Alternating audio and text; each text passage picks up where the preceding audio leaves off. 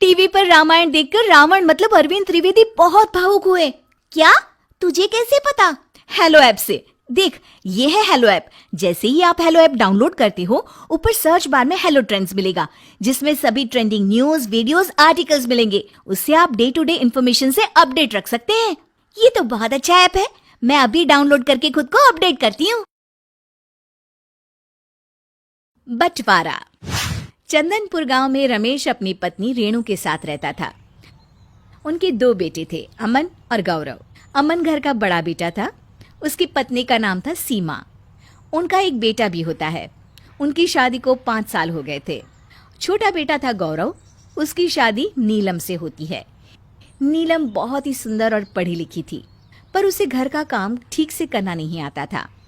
सीमा को ही घर का सारा काम करना पड़ता था। सीमा ज्यादा पढ़ी लिखी नहीं थी। वो नीलम की सुंदरता से बहुत जलती थी, इसलिए उसे किसी न किसी बहाने से सुनाती ही रहती। नीलम, मैंने तुमसे कहा था कि मैं कपड़े धो रही हूँ, तब तक तुम मसाले पीस देना। तुमने मसाले पीसे नहीं अब तक।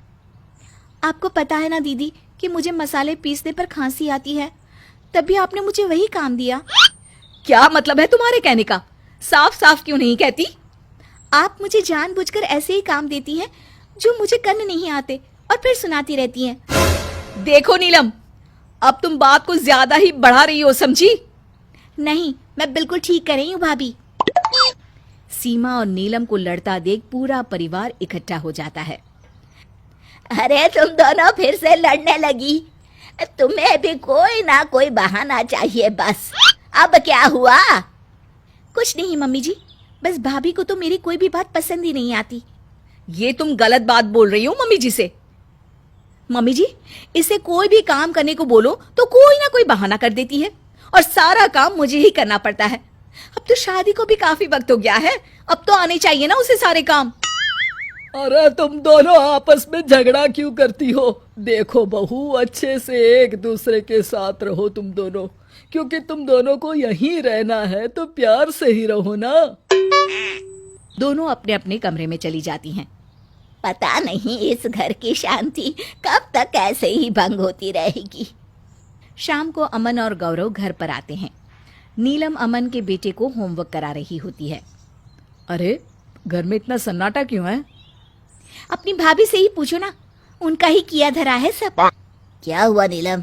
सीमा ने कुछ कहा क्या? कुछ नहीं भैया। चलो सुनो, तुम्हारा होमवर्क खत्म हो गया है, जाओ जाकर खेलो। ठीक है चाची। मैं आप दोनों के लिए चाय लेकर आती हूँ। गौरव नीलम के साथ रसोई में चला जाता है और अमन अपने कमरे में। सीमा, क्या हुआ घर पर आज? मुझसे क्या पूछते हो जी? घर में नई बहू आई है, उसी से पूछ लो ना। सीमा, तुम बड़ी हो तो तुम्हारा फर्ज बनता है कि तुम उसे छोटा समझ के माफ कर दो। माफ कर दूं? जब देखो अपनी पढ़ाई, गहने, साड़ी का दिखावा करती रहती है। उसके साथ तो अब इस घर में रहने में दम घुटता है मेरा। तो क्या हुआ नीलम? भाभी बड़ी भी तो है तुमसे, वो कुछ काम सिखा रही होती है तो अच्छे से चुपचाप से सीख लिया करो ना। काम तो जब सिखाए तब सीखूंगी ना। वो तो बस हर वक्त ताने ही मारती रहती हैं। पता नहीं किस बात की खुन्नस निकालती है मुझ पर। देखो जी, मैंने उनके साथ इस घर में और नहीं रहना। हाँ। अमन और गौरव परेशान होते हैं कि आज तो हद ही हो गई। इनकी पत्नियों ने एक घर में रहने से ही मना कर दिया, अब क्या करें? क्या भाभी भी?